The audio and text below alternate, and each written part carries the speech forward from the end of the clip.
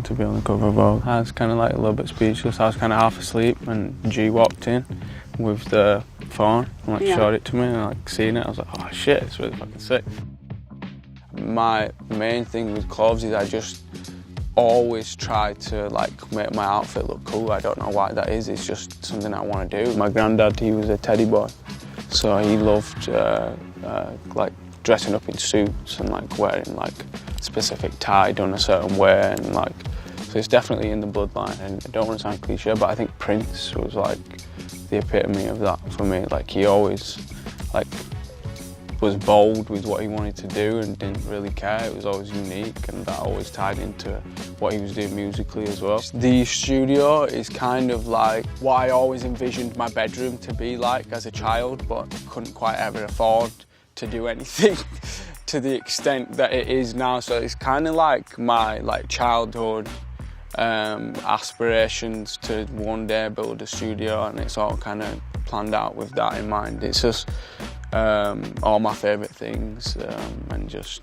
they're all kind of around in like cool places, you know what I mean? Just little bits of me, just things that I wanted to put in there, basically. When I first moved in, I was staying here like on a mattress for about 6 months. I didn't really want to do anything to it because I just liked the way it felt, like minimalistic, simple. There was nothing to really hold on to, and I just moved out of my London pad, which had a lot of stuff in it. I thought I'll stick just the poster straight on the wall and do like a collage, and it was meant to be like a little collage originally, and then I did the entire wall.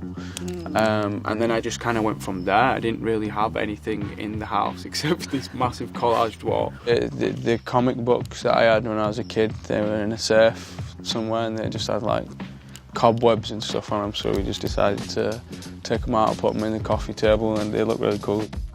Personally, again, I'm not like a very outgoing like social person, like in terms of big groups of people. When we're getting ready to start putting the second album out, and people are gonna start seeing me a bit more, so I'm excited to see what people think. I think it's been a year since like I've properly showed my face and stuff, so I feel like I'm always trying to work through whatever certain issues are around certain subjects. For me personally, I think it comes from a place of not ever wanting to come across as an over arrogant person or a person that takes himself too seriously.